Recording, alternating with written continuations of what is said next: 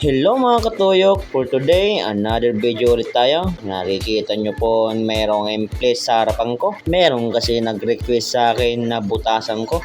Mga katuyok, ang ibubutas ko po 145mm. Sisimulan ko na po pagbutas. Ipapakita ko po sa inyo kung paano pagbutas. Let's go! So mga katuyok, ipuncher muna natin para di po dumulas ang ating drill bit sa pagbutas. Fast forward na lang po tayo dito, baka po kayo magsawa. Agoy! This is your time, let it glow. Enjoy the moments, don't rush the Mga katuyok, gumamit po ako ng dial para sakto-sakto sa paggawa ng butas. straight. Close your eyes, feel the breeze.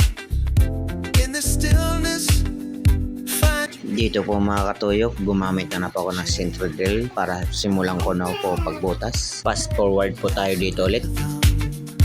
feel the groove.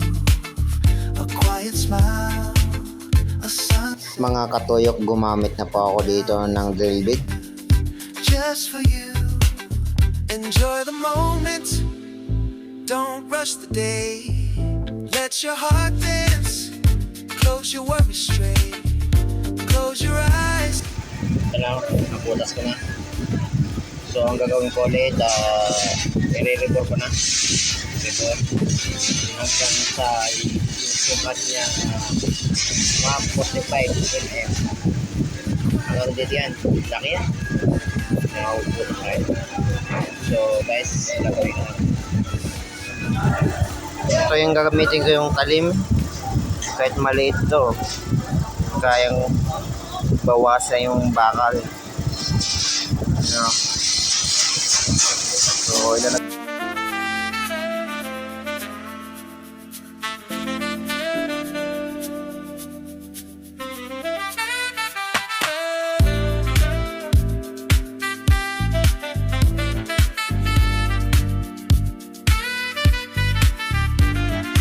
Mga katuyok, kung sino man sa inyo gusto magpalaki ng butas, mag-PM lang po kayo sa akin.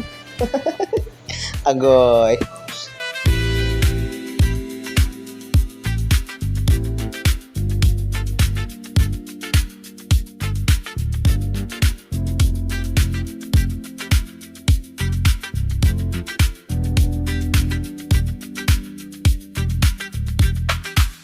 Take a breath, feel the air.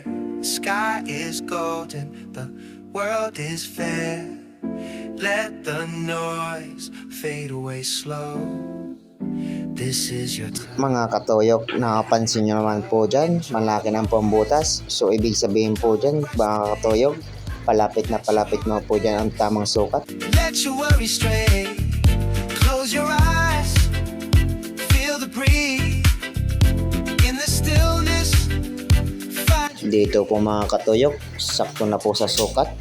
Yan ang tamang po ang butas niya. So dito na po matapos ang video ko.